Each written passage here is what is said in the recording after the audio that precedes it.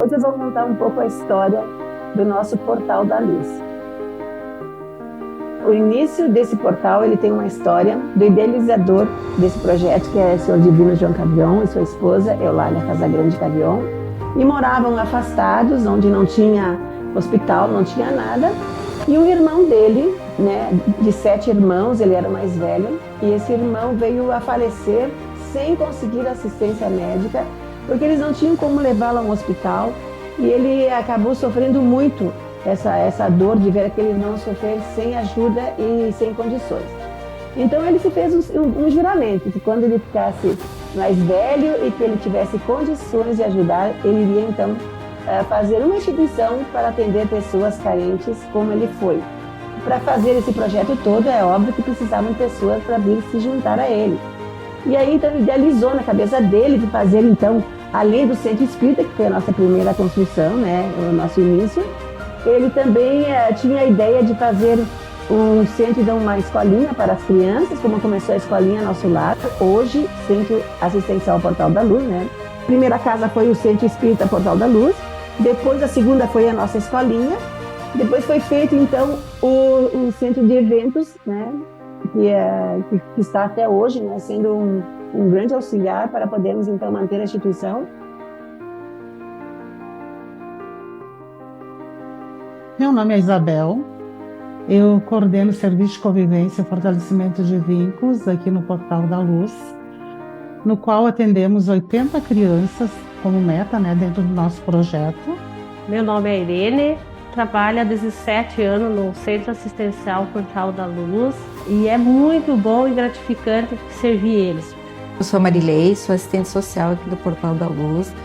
A relação que eu tenho com as crianças aqui é de muito amor. Então, para nós, isso é muito gratificante. Quando a gente sabe que a gente conseguiu mudar, transformar alguma coisa, esse é o nosso trabalho, é por isso que a gente está aqui, por eles. E a gente vem aqui trabalhar por amor, a gente se dedica porque a gente gosta daquilo que a gente faz e se sente feliz de poder colaborar um pouquinho no meio de tanta situação dramática como nós estamos presenciando hoje.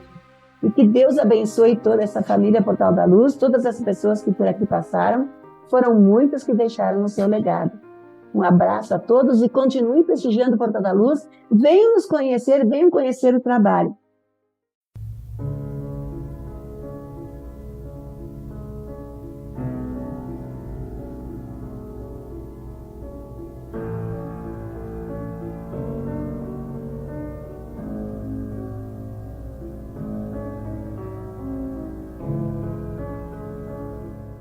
Boa tarde, pessoal. Assim como o Alexandre estava comentando agora há pouco, essa ideia de que o quanto é complexo o estudo da Joana de Ângeles, a gente vem observando nos últimos anos, nas turmas, um fenômeno muito peculiar. Assim, em geral, as pessoas fazem as leituras, ficam absolutamente em silêncio durante um certo tempo das aulas, e um tem constrangimento de dizer na frente do outro que não está entendendo nada, como se o outro estivesse entendendo. Daí, se alguém faz alguma pergunta ou alguma colocação, os outros acham que aquele está entendendo alguma coisa. E fica um constrangimento, geralmente lá, a partir da metade do curso, as pessoas começam a se soltar um pouco, e no encerramento, quando a gente tem uma confraternização, aí todo mundo se abre e conta isso que estava sentindo, só que todo mundo estava sentindo. E quando eu estudei, que eu fiz o curso com o Gelson, eu já era formada em psicanálise, e a impressão que eu tive é de que eu nunca tinha estudado psicologia na minha vida. Por Deus, eu não estou exagerando. Talvez os psicólogos junguianos, que já têm essa caminhada há mais tempo, tivessem uma facilidade maior, não sei, porque a psicologia do Jung tem uma característica muito peculiar e uma complexidade muito própria. E a Joana complexifica mais, Mas eu tive essa sensação, assim. Então, é uma coisa comum a todos nós que estudamos Joana. Se isso acontecer com vocês, não se constranjam em fazer perguntas que podem parecer óbvias. E até hoje, que a gente vai falar da estrutura e da dinâmica, nós pensamos em começar trazendo um pouco do conceito de inconsciente, ainda que nós tenhamos uma aula específica sobre isso mais à frente, porque às vezes algo que parece tão sabido por todo mundo, em geral, na sociedade, às vezes a gente não entende muito bem o que quer dizer isso. E a gente que é psicólogos, assim, a gente fala consciência, inconsciente, parece que está todo mundo sabendo, e eu não sei o quanto isso é claro. Vocês têm noção do que é o inconsciente quando a gente fala de inconsciente? Alguém se arriscaria a fazer alguma colocação? O que é o inconsciente? Eu ia te definir exatamente o que eu li. É como se fosse o oceano inconsciente. O consciente é aquela rolha que fica flutuando. Olhem Seria só exatamente isso que eu o entendi. tamanho, e essa é uma colocação do Jung, né? A consciência seria do tamanho de uma rolha boiando no oceano. Olha a diferença e o quanto a consciência é uma coisa realmente muito nova e muito pequena. E o inconsciente é o que a palavra mesmo está propondo, assim, é uma região, se é que dá para a gente falar assim, do psiquismo que fica quase inacessível. Nós temos noção de quem nós somos, uma partezinha dessa consciência, que já é do tamanho de uma... fugiu o nome, como é? De uma rolha. E o inconsciente todo, que é nós também, fica tão inacessível. E em termos de trajetória evolutiva do psiquismo, para começar, eu acho que é interessante a gente refletir, a gente parte, então, de um acúmulo de experiências nos reinos inferiores da natureza, mineral, vegetal, animal, onde vai se formando isso que a gente chama de princípio espiritual, que seria esse composto iniciante, antes de se formar o espírito propriamente dito, vem de uma jornada ainda determinada, né, totalmente um determinismo, vai afunilando até o momento em que, então, nós passamos a constituir um espírito. Aqui inicia a jornada individual, inicia o que nós chamamos de livre-arbítrio. E aí depois isso vai seguindo até a intuição, que é algo que vai muito além do que a gente chama cotidianamente de intuição. É o campo mental de funcionamento dos seres que estão acima do reino nominal. E que a gente, de vez em quando, faz uns pequenos ensaios. Mas nós estamos ainda muito mais ligados às forças do instinto, que nessa região aqui é o que predomina. Mas então a gente está fazendo essa passagem. A questão aí do inconsciente, né? Nós vemos que as pessoas se confundem muito, né, quando a gente fala no inconsciente. Isso assusta muito, né? Essa colocação, poxa, então quer dizer que a nossa consciência, que é aquilo que nós conseguimos nos relacionar um pouco mais objetivamente. Um pouco mais, não totalmente. Nós vamos explicar por que não depois, né? Tudo isso com o que nós conseguimos nos relacionar, que nós conseguimos nos dar conta, isso fala da nossa consciência. Então, eu sei que idade eu tenho, qual é meu nome, eu sei que eu estou aqui nessa sala, pelo menos eu acho isso, né? Eu estou aqui nessa sala com vocês, conversando sobre a obra da Joana de Ângeles. Isso tudo está passando na minha consciência. Eu tenho uma memória antiga, uma memória recente, que não necessariamente dá conta de todos os fatos da minha vida. Eu posso, daqui a pouco, esbarrar com alguém que vai me dizer assim, Alexandre, quantos anos eu não te vejo? Te lembra daquela nossa conversa? Eu não lembro. Mas como não? Eu estava contigo. Então, quer dizer que não era eu naquela conversa? Na verdade, nem tudo que eu vivi está disponível, então, para esta consciência que eu estou falando. E é através disso que os filósofos, os escritores da literatura, os espiritualistas, foram, aos poucos, falando numa outra área que nos é desconhecida, que, porém, faz parte de nós.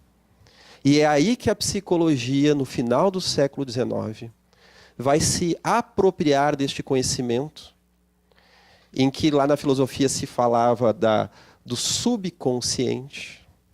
Depois vão haver psicólogos como Frederick Myers, que vão falar da consciência subliminal, ou seja, tem muitos nomes para o inconsciente, até que vão se conseguir propor teorias psicológicas mais bem estruturadas, trazendo então uma estrutura acerca do inconsciente.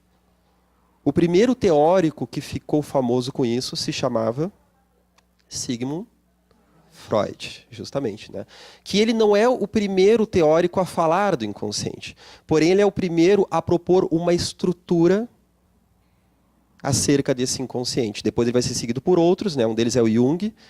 Então hoje nós vamos falar assim rapidamente um pouco do que o Freud falou, vamos explicar um pouco do que é a estrutura psíquica para o Jung, porque a Joana vai pegar esta base para depois levar para uma ampliação, que é o nosso grande objetivo, né? Que é o inconsciente, a estrutura psíquica, na visão de Joana de Ângeles. Então, para isso, nós vamos levar essa aula de hoje falando principalmente do inconsciente, e na próxima aula nós vamos continuar esse tópico, né?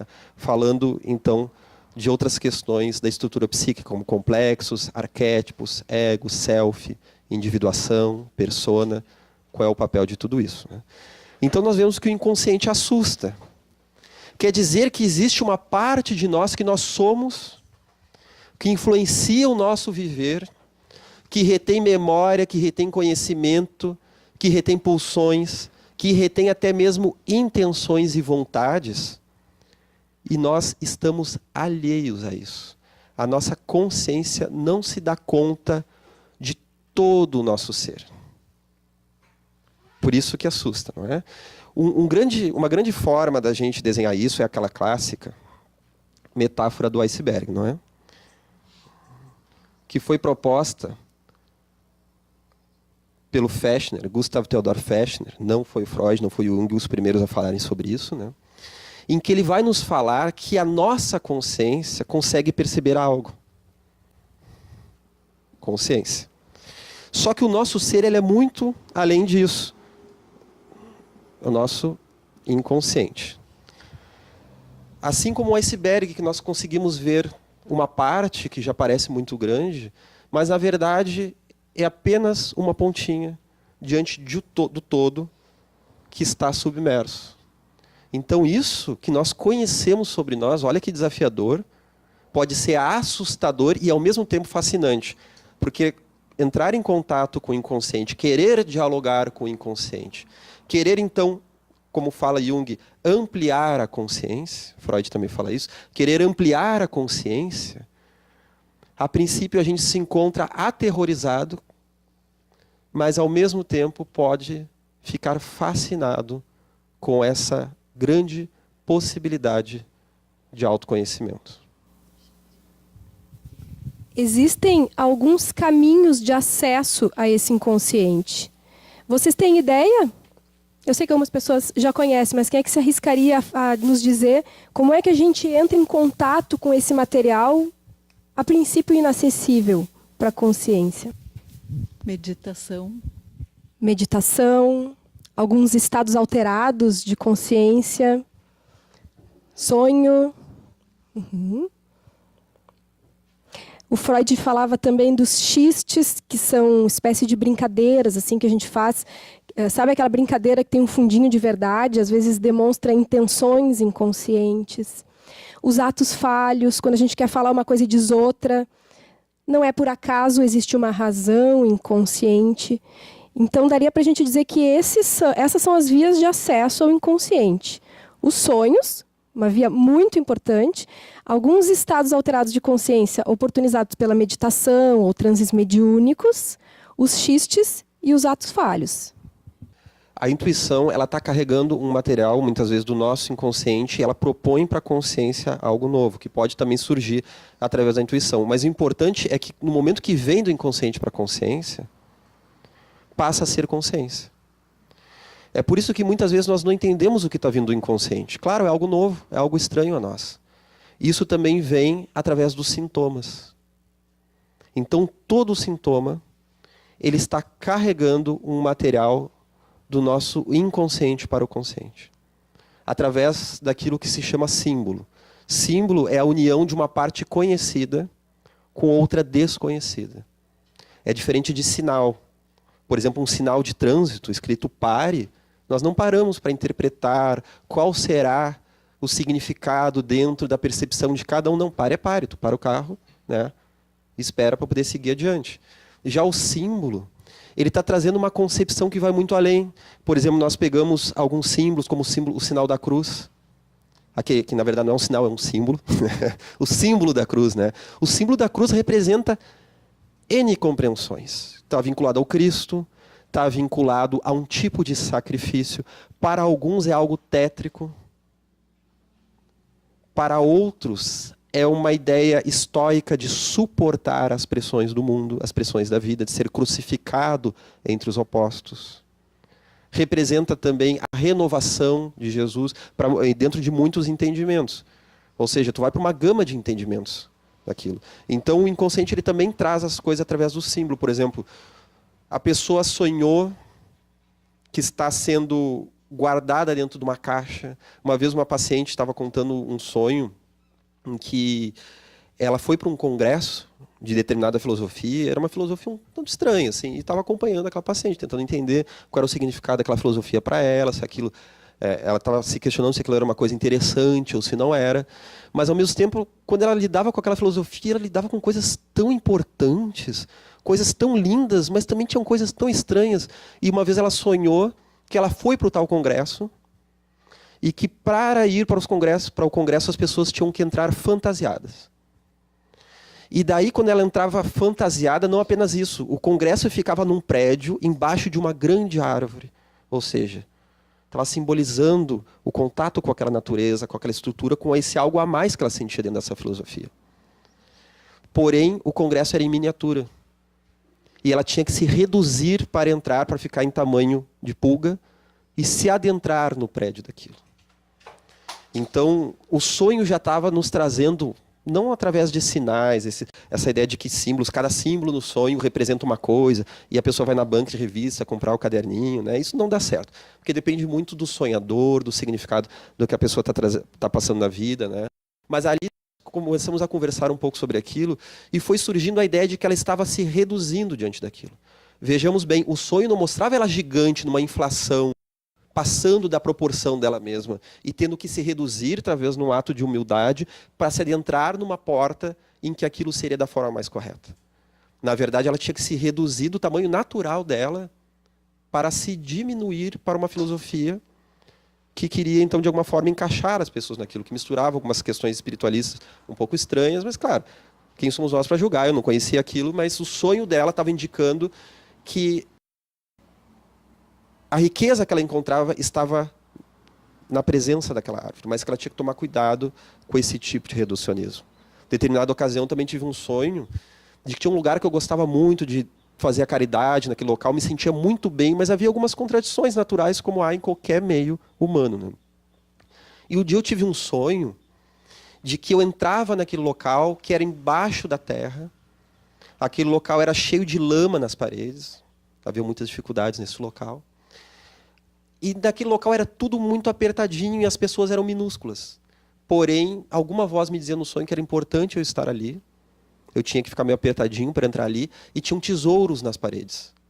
E que o meu trabalho era encontrar aqueles tesouros que estavam ali. Ou seja, trazia que, apesar de que sim, era um ambiente que tinha suas dificuldades, tinha suas limitações, mas o inconsciente foi gerando um símbolo. Por quê? Por que o inconsciente não disse assim, Alexandre, abre o olho, que esse local que tu está andando não é tão legal, tem algumas contradições, mas sim, esse trabalho de caridade está muito bom, segue adiante, tu tem um tempo para recolher essa experiência, para depois ir para novas etapas.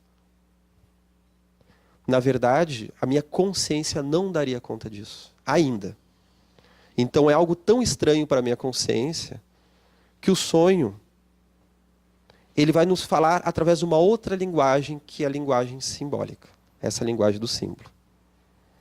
E aí nós vamos olhar, então, para aquele entendimento que Jung e que Joana fazem do inconsciente. Então o Jung, ele vai se dar conta disso, porque desde os povos do passado havia um olhar reverenciador para os sonhos e para essa linguagem para com o inconsciente.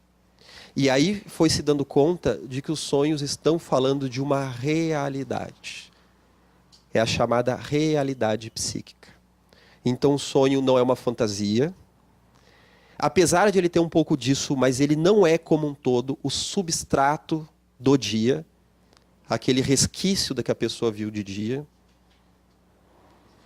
O sonho, na verdade, ele está falando uma linguagem da nossa realidade psíquica e muitas vezes compensando a unilateralidade do nosso ego, que é o nosso eu, que é o centro da nossa consciência. O nosso ego, que é esse nosso eu, por melhor que ele seja, ele não é capaz de se dar conta de todo este material do inconsciente. Então, o inconsciente, ele vai trazer uma nova visão que vai compensar. Vejamos no livro Os Mensageiros, que André Luiz acompanha um trabalho em desdobramento em que uma vozinha já desencarnada, ela retira a neta dela em desdobramento do sono, na projeção astral, para conversar com ela na espiritualidade e advertir aquela neta. E ela fala: minha neta querida, minha nieta, como ela diz, presta atenção. Tu estás andando com más companhias. Cuida com quem tu andas. Porque muitas vezes, em outras palavras, ela diz isso, né? Muitas vezes essas amizades são como serpentes que podem nos atacar. E a avó vai trazendo vários elementos morais que podem lhe auxiliar a se defender dessa ameaça e a se cuidar mais. Quando esta moça vai acordar, ou seja, quando ela volta do mundo espiritual para o corpo, nós encontramos aí um dos processos que nos fala da natureza do inconsciente. Que é aquilo que André Luiz e Joana de Ângeles vão nos falar, que o cérebro, por melhor que ele seja, um dos aparelhos mais fantásticos do nosso corpo, ele é um mecanismo que está muito além dos nossos outros sistemas, porque é dito atualmente, né, que o corpo é cartesiano e o cérebro é quântico. A diferença dessa realidade, desse maquinário, por melhor que seja esse maquinário maravilhoso, ele não dá conta do espírito. O nosso espírito, ele tem uma capacidade que vai muito além do corpo e do cérebro. É por isso que Joana de Ângeles, no livro Vida, Desafios e Soluções, que é uma leitura de hoje, o capítulo 7, assim também como no livro Despertar do Espírito e no livro O Triunfo Pessoal, que é a trilogia principal de quem quer estudar o correlato psicológico com o espiritual de Joana. São os 3 livros um pouco mais teóricos. Ela vai nos dizer que o nosso perispírito, que é o corpo espiritual, ele é um grande arquivo de natureza extracerebral. Então ela diz que é um maravilhoso arquivo extracerebral complexo. E que o corpo naturalmente então não dá conta disso. Porque o nosso cérebro, segundo Joana de Ângeles, segundo Kardec, segundo William James, que foi um grande nome da psicologia e que estudou inclusive fenômenos de materialização no início do século XX, um dos grandes estudiosos dos fenômenos psíquicos, como eram chamados esses fenômenos paranormais, William James vai cunhar a teoria do cérebro receptor. Justamente que o cérebro seria como um aparelho de rádio que recebe a emanação da mente, e a mente está no espírito. E no nosso nível de evolução, nós ainda não somos senhores de toda a nossa mente.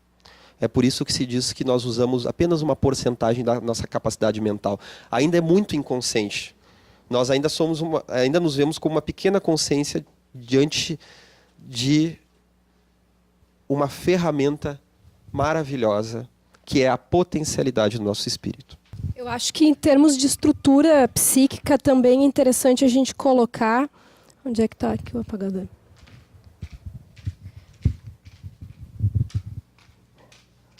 Aqui está, então, a representação desse inconsciente grande e da nossa pequena consciência. O centro dessa consciência é o que a gente chama de ego. Que é isso que o Alexandre estava falando agora há pouco, isso que a gente entende por nós. Eu que estou aqui agora, que estou com roupa verde, etc, etc. Isso que a gente conhece mais imediatamente de nós. Aqui a consciência, então, aqui o inconsciente. E o centro do psiquismo como um todo é o self. O self é o paradoxo, que é o centro, mas ao mesmo tempo é o todo. Então, inconsciente, consciência, o self como centro de tudo e o ego como centro da nossa consciência. E nesse inconsciente, então, o local onde está arquivado todas as nossas experiências do passado, desejos inconscientes, materiais dessa encarnação mesmo, mas que ficaram reprimidos, esquecidos, vão ficando arquivados nessa região aqui. E dentro, então, dessa perspectiva, pessoal, nós entendemos que, já falando um pouco de Joana de Ângeles, onde é que está o nosso espírito? Já que nós temos inúmeras vidas, não é? Muitas encarnações. Nós temos uma vida na erraticidade, que é no intercâmbio entre as encarnações lá no plano espiritual, lá, né, a gente fala lá, está aqui do nosso lado, né? Nessas dimensões paralelas que a física quântica já fala e nós sugerimos que possa ser, então, o mundo espiritual, né? Onde está o espírito? Segundo Joana de Ângeles, o espírito está no inconsciente. Essa vida espiritual que todos nós temos. É no inconsciente que está a memória de vidas passadas. É no inconsciente que está a memória da erraticidade. E é no inconsciente, pessoal, que estão os registros que nós estamos fazendo agora. Através daquilo que Kardec falou no livro dos médiuns, de uma mediunidade inerente a todos. Que é uma mediunidade que, quando não é ostensiva, ela é uma mediunidade inconsciente. Mas que todos têm em algum grau. Então nós estamos aqui recebendo instruções de espíritos superiores, questionamentos e às vezes até tentativas de espíritos inferiores de acessar o nosso campo mental, e nós estamos registrando tudo.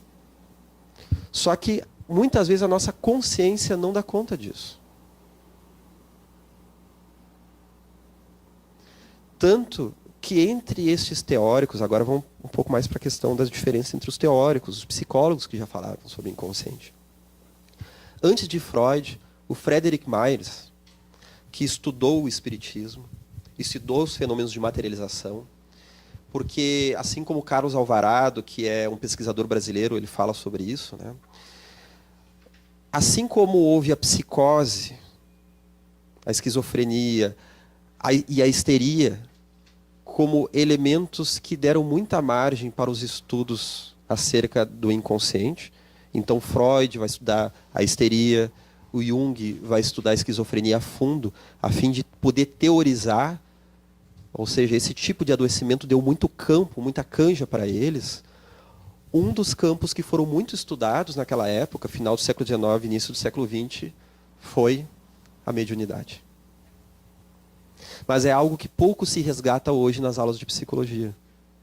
Mas se nós formos ver nos arquivos históricos de Charcot, Charles Richer, Flournoy, vamos ver ali com Pierre Janet, que são alguns dos pais da psicologia, William James, Frederick Myers, todos eles estudaram a mediunidade e muitos, inclusive, se convenceram da sua veracidade.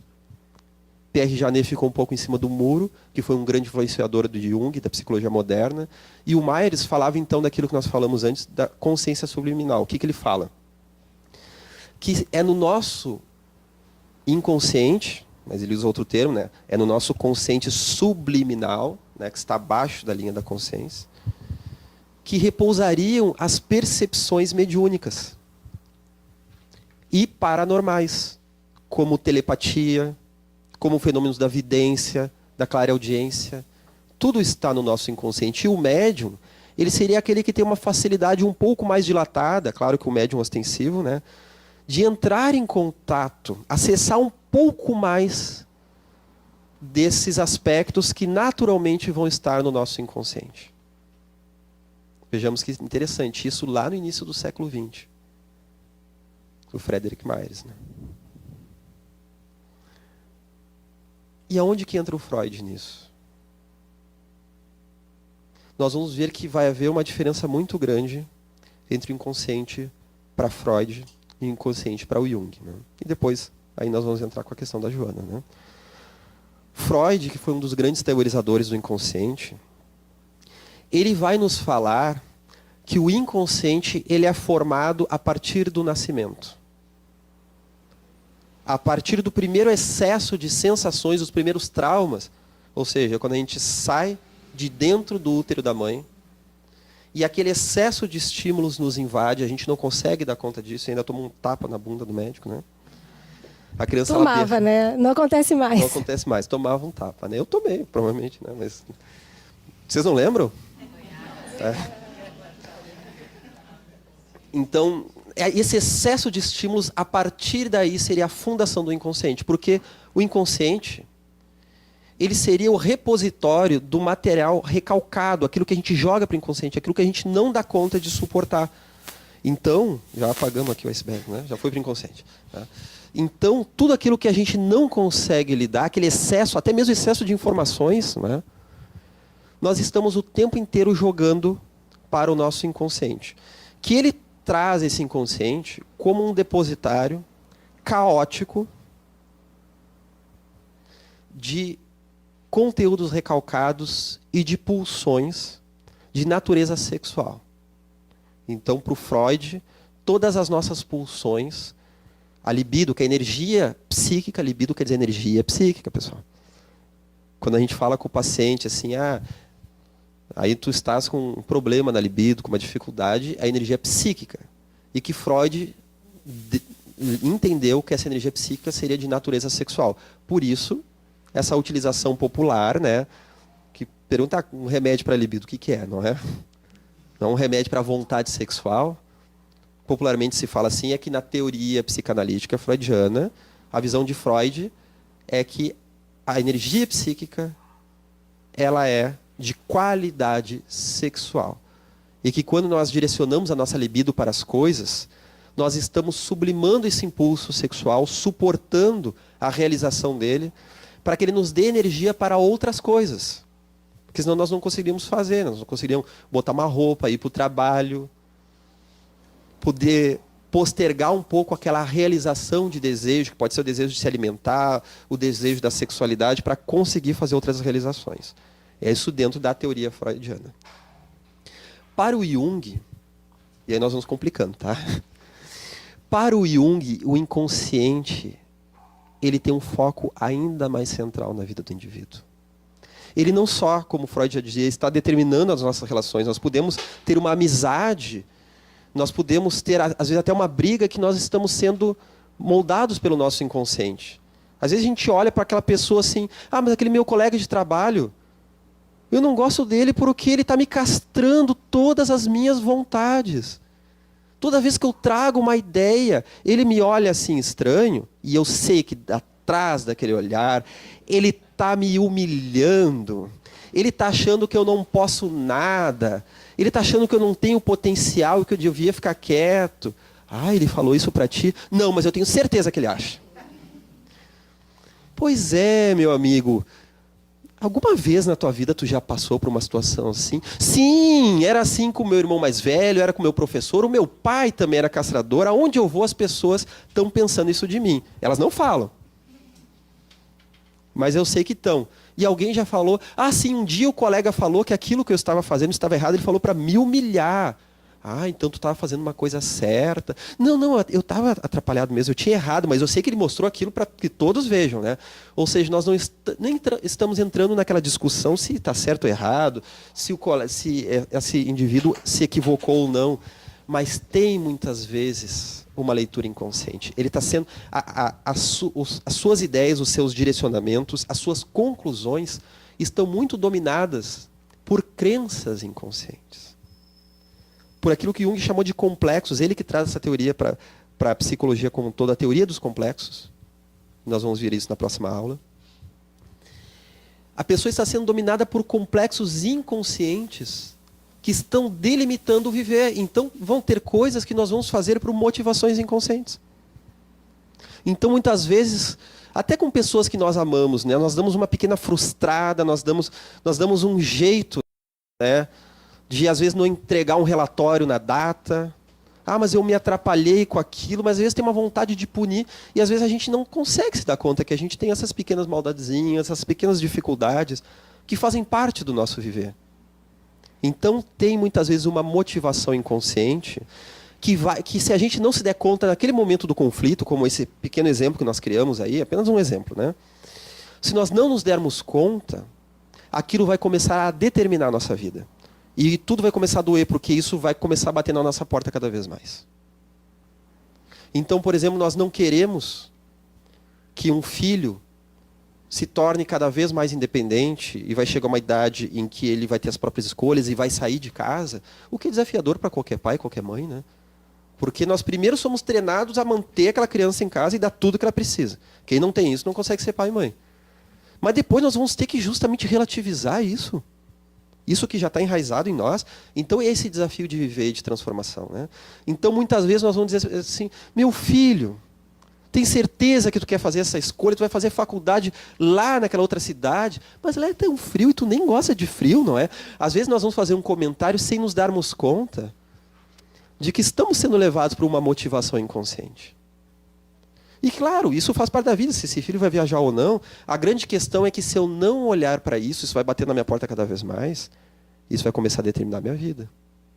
E daqui a pouco, pode ser, nesse pequeno exemplo que criamos também, né? Pode ser só aquela resistência, né? Ah, meu filho, coitadinho, vai ganhar o mundo. Pode ser só isso, né? Mas daqui a pouco isso pode crescer. E eu posso vitimizar esse filho. E daí quando o filho, lá na faculdade, disser assim, pô, o professor está pegando no meu pé, eu colei na prova, mas eu pensei que podia colar, não é? E aquele filho assim meio que vai dar aquele ato assim, fingindo que não sabe, nós vamos dizer assim, ah, coitadinho, pois é, meu filho, o professor está pegando no teu pé. Como é difícil, né? E a gente não vai pensar assim, opa, peraí, né? O professor até pode ser chato.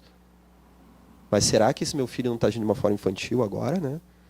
Mas se eu estou muito inconsciente desse meu excesso de proteção, eu não vou me dar conta disso. Ou até um excesso de castração, né? Ah, o meu filho tem que fazer por ele mesmo. Ele tem que enfrentar o mundo. Ó, que bom, né? Isso é também uma verdade. Mas, às vezes, por trás dessa verdade, eu vou colocar ali uma agressividade. Né? Às vezes, a pessoa traz um histórico de um pai muito castrador, uma mãe, né? Ou assim, que não tiveram um olhar adequado para o filho. Que, às vezes, houve uma morte paterna muito cedo, ou materna, né? Ou a pessoa abandonou o casamento, sumiu do mapa. E, eu tive que fazer por mim, meu filho vai ter que fazer. É verdade. Mas a que nível? Muitas vezes a pessoa, então, não tem forças emocionais para acompanhar aquele filho, aonde poderia. Então quer dizer que se eu ajudar ele a vencer esse desafio, eu vou estar fazendo errado. Eu vou estar dando tudo para ele que vai ter que aprender. Tá, mas tem hora que a gente também precisa auxiliar. A gente vai ter que jogar com as duas ferramentas, né? A gente vai ter que deixar que os filhos façam por si, mas a gente vai trabalhar dando aquele subsídio até onde a gente compreende que está correto. E nem sempre a gente acerta, isso faz parte. A gente vai buscar trazer aquele subsídio. Mas se eu tenho um trauma muito grande com o meu pai e com a minha mãe, apenas um exemplo, né? Entre muitos. Esse meu trauma vai me tirar recursos para fazer algo que não está dado, que não está no meu histórico familiar. Eu vou ter que me esforçar para buscar recursos e me readaptar. É por isso que essa paternidade, a maternidade, transforma. É por isso que é o olhar para o inconsciente. Porque Freud já percebeu que haviam traumas que dominavam a vida da pessoa e que não era dado pelaquela vivência atual da pessoa. Eram traumas que muitas vezes estavam contidos lá na vivência da infância. E conforme Joana de Ângeles fala, em muitos livros, em algumas falas do Divaldo também, Freud foi buscar o mais anterior que pôde, porque ele não compreendia a lei da reencarnação. Que assim como há determinados elementos que foram marcados pela nossa infância, isso não determina o nosso ser. Porque há também aquilo que nós fomos no passado, em outra vida. Não é só porque eu sofri um trauma na infância, talvez uma privação na infância, né? Até mesmo de alimento, a pessoa pode ter passado por isso. Não é só por causa disso que eu tenho uma dificuldade em lidar com o alimento, o medo da vida, ou uma forma muito estruturada, muito engessada de viver a vida, até o mundo do trabalho que parece que eu não posso viver aquilo de novo. Isso também pode ter uma gênese, na maioria das vezes, na outra encarnação, onde eu fui aquele ser severo e que posso ter tirado o sustento de muitas famílias e o lar de muitas famílias. E eu preciso, então, passar por experiências renovadoras que vão me auxiliar a lidar com aquilo. É o que Joana de Ângeles fala, olhando para Freud. Até aí tudo bem? Todo mundo vivo até então? Como estávamos falando, né, talvez seja importante para o pessoal de casa, que nós temos ainda muitas aulas e muito tempo para ir pensando sobre essas teorias, como esse contributo pode nos auxiliar na nossa reforma íntima, né? Porque quando falamos de Joana e de Jung, principalmente, é natural que seja um conteúdo um pouco mais complexo, e esse é o objetivo desse curso, né? Nos preparar melhor com novas ferramentas para compreender melhor aquilo que Joana fala. Não é trazer algo novo, mas compreender melhor a série psicológica de Joana de Ângeles. Então é natural que nós vamos voltar muitas vezes nesses aspectos, né? Hoje a nossa aula número 6 e também o tópico número 6 é a estrutura dinâmica da psique, e nós vamos ter, quem quiser olhar no cronograma ali em casa também, e aqui da turma, nós vamos ter muitas aulas depois para focar em cada um dos elementos que nós vamos falar, né?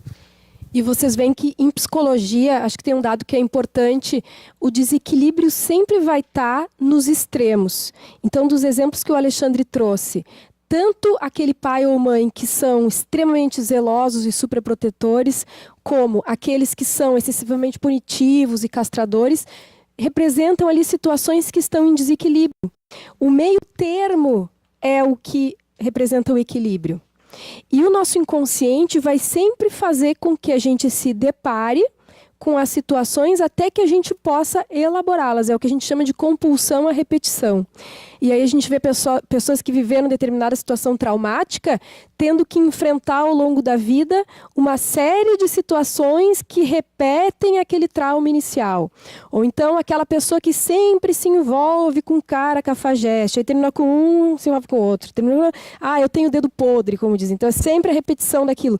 Não, é que a situação inconsciente faz com que a gente se atraia por situações que vão repetir aquela experiência, até que a gente elabore. Então, aí a gente vê uma finalidade do inconsciente. E colocando, de acordo com aquilo que tu disseste também, mesmo os traumas que acontecem em encarnações anteriores, ou de situações que eu fiz com que outras pessoas vivessem, ou eu fui um pai, uma mãe extremamente punitivo, e aí nessa encarnação eu venho como filha de um pai ou mãe punitivos, vindo a reviver aquela situação no polo oposto. Isso são as nossas culpas inconscientes que também fazem com que a gente se atraia para as condições de uma nova encarnação, onde a gente vai reviver aquilo. O livro Missionários da Luz, do André Luiz, mostra com detalhes como é que é programado uma nova encarnação, e aí a gente pode ver, né, não só a gente tem toda aquela estrutura espiritual que vai organizando, que os mentores vão ajudando a pessoa a montar um mapa genético adequado e tal, mas mesmo naquelas encarnações compulsórias, o nosso inconsciente vai determinar a necessidade de resgate de acordo com aquilo que a gente viveu e fez os outros viverem. Então a gente tem uma instância moral no inconsciente. Isso aí, a gente entrando na teoria do Jung, eu acho que é extremamente importante. Tu vai colocar como diferencial, né? É justamente isso que a Michelle está trazendo, né? Se para o Freud o inconsciente é um inconsciente caótico, formado pelo conteúdo recalcado e pelas pulsões, não é? Para o Jung, então, ele tem essa noção de que o inconsciente ele é muito mais amplo. Ele não tem apenas o material recalcado, que é aquele material que a gente não deu conta e jogou para o inconsciente, como ele tem também conteúdos que jamais fizeram parte da consciência, que são nossas virtudes e os nossos potenciais. Porque para Jung, o inconsciente, ele é teleológico. E, obviamente, neste momento, alguém vai perguntar assim, o que quer dizer esse palavrão? Né? Teleológico vem da palavra telos, que quer dizer sentido. O inconsciente, ele tem um núcleo, que seria o self, que, segundo Jung, esse self quer dizer o eu, né? Esse eu maior, esse self, ele representa tanto o centro da psique como um todo. Não se preocupem, a gente vai voltar várias vezes nisso, né? Tanto o centro como um todo. Esse self, esse eu maior, ele vai nos direcionar para uma integração da nossa personalidade, para uma personalidade coesa, para um crescimento, um amadurecimento do nosso ser, para que, vejamos bem, estamos falando do inconsciente, de que às vezes nós temos uma vontade inconsciente, nós amamos uma pessoa, lá no inconsciente tem um pouco de vontade esgoelada, né? Isso faz parte do nosso ser, não é? A supermãe, por exemplo, ou superpai, muitas vezes é aquela mãe, aquele pai que não estão conseguindo nem olhar, tem medo de olhar para a sua agressividade. Porque é tribom ter criança, mas é uma peste também, não é? Não consegue tomar banho, não consegue ir no banheiro, não consegue fazer um monte de coisa, né? Então tu ama aquela coisinha linda, mas é natural que tenha um lado que seja frustrado. E como é que a gente vai conseguir dar conta desses muitos lados? Como é que, por exemplo, a pessoa vai conseguir dar conta de ser casado e se sentir autônomo e livre? É uma equação que cada um vai buscar isso na trajetória da sua vida. Não é por acaso que às vezes na meia-idade o inconsciente vai trazer elementos que precisam ser vividos, e nasce aí a Madonna da terceira idade, nasce um surfistão, né? Nasce assim aquela pessoa que precisa pegar elementos não vividos ou que ficaram lá na adolescência para compor junto do que já estruturou até então. Junto, pelo amor de Deus, né? Junto. E às vezes a pessoa substitui uma coisa por outra, porque parece incoercível, né? Às vezes parece. Então nós vamos estar sempre lidando com essa nossa contrariedade. Como é que tem uma hora que eu amo todo mundo e como é que eu sou, às vezes, tão agressivo, não é? Como é que eu sou uma pessoa despojada, mas tem horas que eu sou tão mesquinho e que eu sou tão egoísta? São as nossas contrariedades inerentes ao ser. E a individuação, vejam bem, aí essa palavra. Aquilo que Jung chamou do processo de individuação seria o processo que ele tira esse nome lá da filosofia, esse termo, né? Ou melhor, essa colocação, de tornarmos-nos a nós mesmos. Torna-te a ti mesmo. Ele traz de Nietzsche, isso aí. Porque aí é o que o nosso eu se realiza, que não é a perfeição espiritual, pessoal. Não é o que os zen budistas chamaram do Satori, os budistas também, né? A iluminação. Está falando da integração da nossa personalidade dessa vida. Todos nós, a pessoa pode ser um Francisco de Assis reencarnado. Mas ele vai reencarnar e ele vai ter que, daqui a pouco, passar pelo processo de individuação dele, que tem os seus desafios. Ele vai ter um pai, vai ter uma mãe, ele vai ter coisas boas que ele vai aprender, potencialidades do espírito, vai ter coisas contraditórias que vai aprender. Dependendo da pureza do espírito, vai ter muita coisa, como todos nós, né? Que os nossos vícios de vidas passadas, elementos não bem trabalhados, que eles vão se chocar em vários momentos da nossa vida. E conforme eles vão se chocando, é a chance, o Jung fala, é a chance de nós fazermos essa individuação, que não é individualismo, é individuação. Depois nós vamos explicar um pouco mais na aula que vem, e depois em outras, um pouco mais sobre esse tipo de diferenciação e de amadurecimento, né? Então, para Jung, o inconsciente é sábio. Ele não é invisível, que é nessa caneta, né?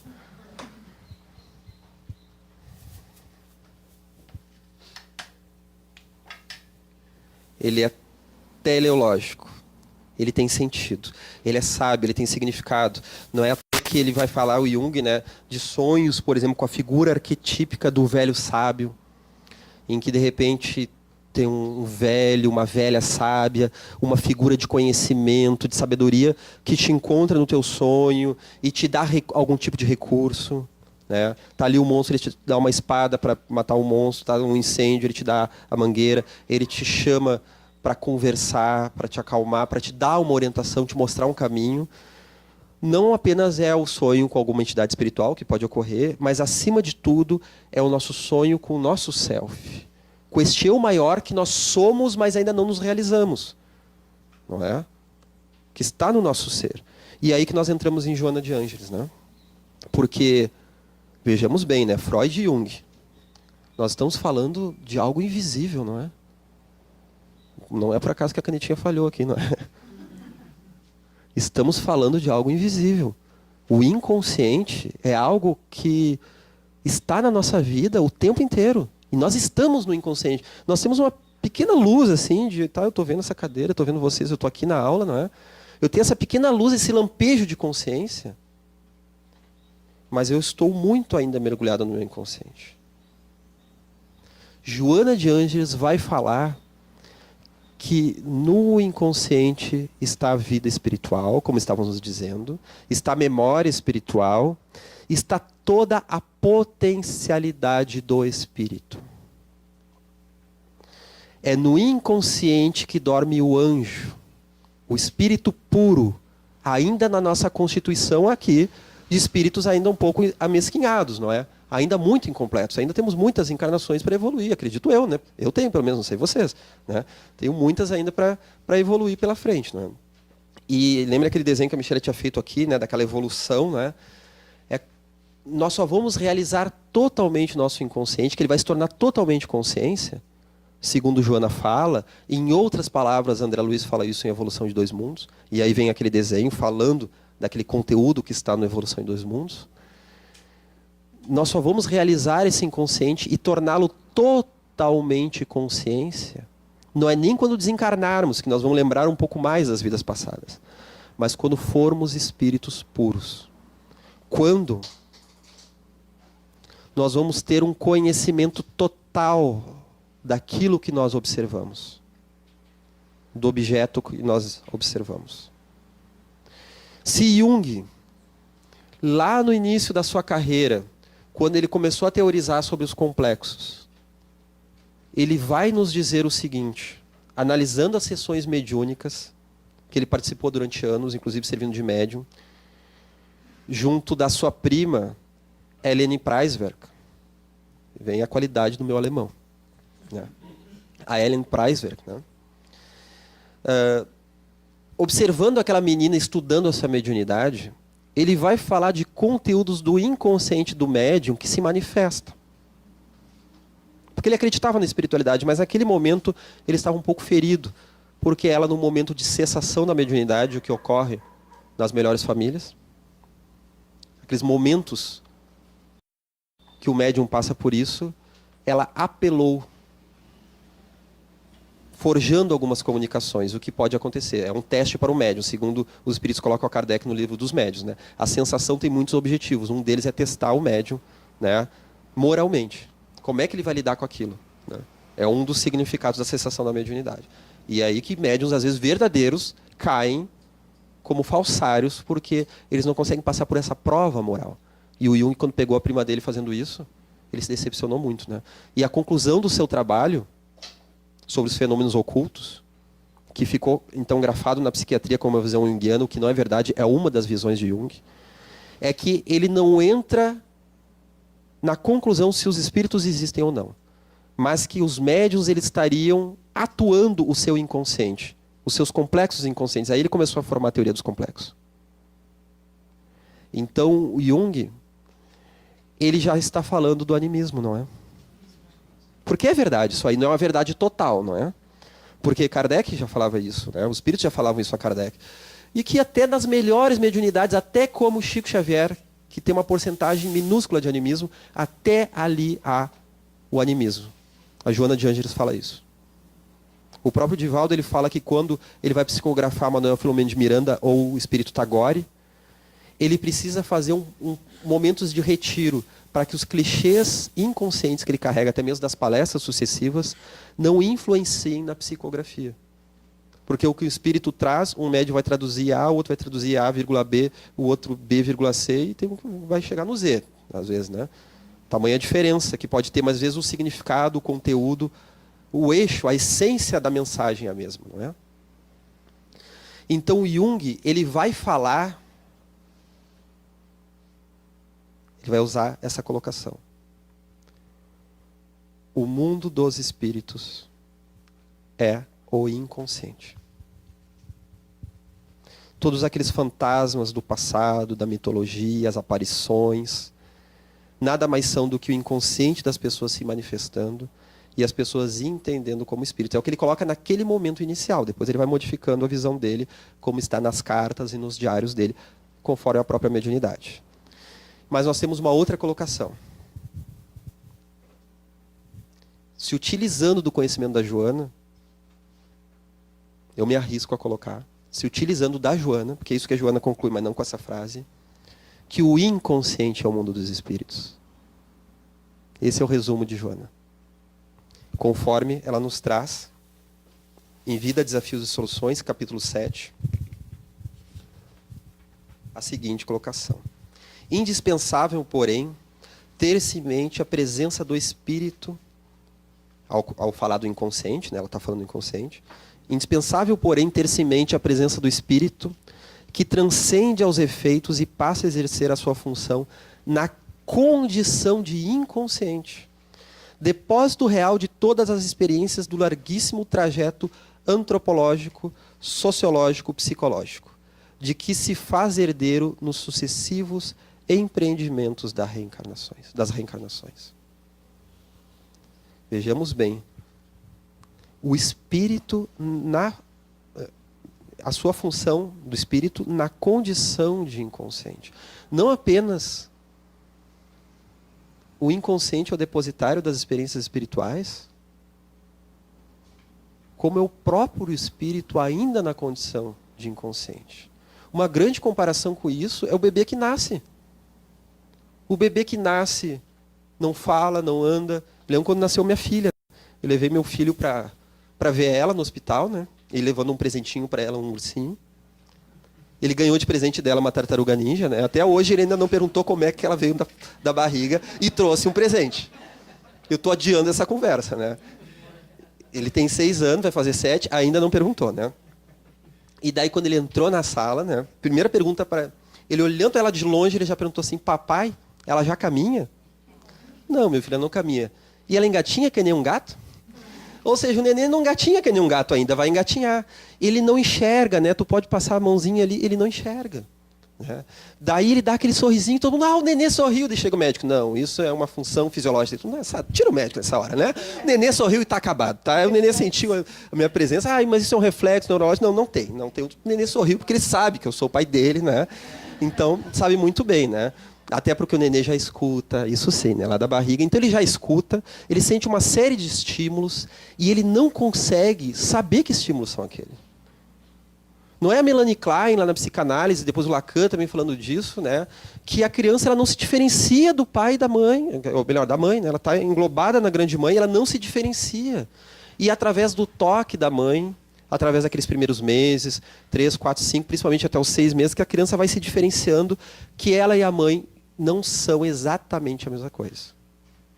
Ela vai se diferenciando. E o Lacan vai falar daquele estágio do espelho, que é o momento em que a criança se olha no espelho e ela sabe que aquela imagem, existe o todo e existe ela, que ela é aquela imagem ali, né?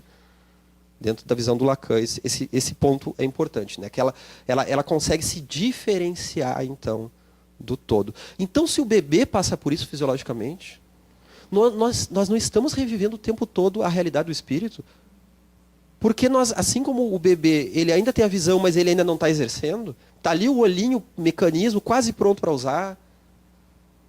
O intestino ainda ele não controla os esfíncteres, então o intestino está ali fazendo seu trabalho. Existem as cólicas, não é? Que tira o sono do papai e da mamãe, não é? Toda aquela noite, as cólicas, aqueles gases que vão no movimento peristáltico, ajudando a melhor acabar a formação do intestino do nenezinho. Então ele tem toda aquela capacidade que ele ainda não usa. Então, a mesma coisa das nossas capacidades espirituais. Da vidência, da clareaudiência, da telepatia, das potencialidades do espírito. Que o espírito ele pode muito mais, né? O conhecimento intuitivo, que ele pensa em algo e vem aquele conteúdo assim, como se fosse um livro só, numa coisa só. Chico Xavier, através da psicometria, ele tocava num livro e sabia do conteúdo. Porque já é um pouco mais, um pouquinho, uma gota, uma parcela dessas capacidades do anjo, que nós também vamos falar daqui a algumas aulas, que é o conhecimento objetivo. Para Jung, para a psicologia, conhecimento objetivo não é um mundo objetivo assim. Tem que lidar com o mundo objetivo, né? Vai pagar tuas contas. Não, isso não é mundo objetivo. Porque tudo é subjetivo. Tudo eu só consigo ver essa cadeira através da minha consciência. E eu vou ter uma visão dela, eu estou vendo ela desse ângulo, no outro lado ela pode ser de outra cor. Eu não tenho consciência da sua formação química, das moléculas da cadeira e nem da história dela. Talvez se eu fosse Chico Xavier, eu botava a mão, essa cadeira aqui foi de uma outra pessoa, pertenceu a um colégio ou algo assim, mas eu não tenho essa consciência. Então, mesmo que eu tivesse a psicometria do Chico, ainda assim é uma parcela através da minha percepção. Eu vou relacionar com a minha história, eu conheço cadeira desde que eu era criança, não é um objeto que eu nunca vi na vida.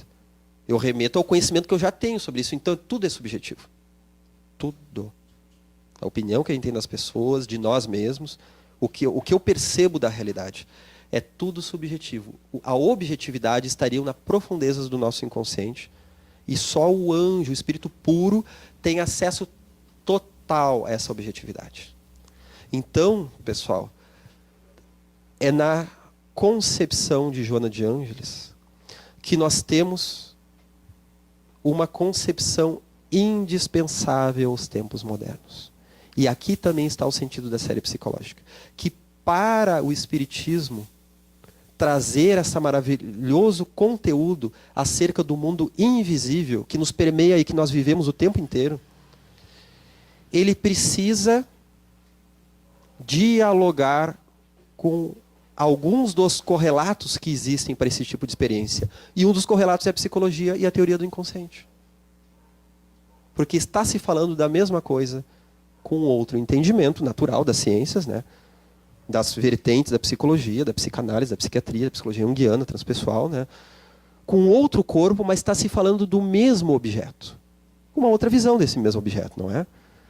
E Joana se torna, então, a grande tradutora, porque conforme está na biografia de Divaldo Franco, no último capítulo daquela última biografia, escrita pela historiadora Ana Lande, né, depois os nossos colegas colocam ali a imagem no vídeo, é no último capítulo que se fala que Joana preparou a reencarnação de Jung e de outros psicólogos. E eles tinham como missão falar deste conhecimento.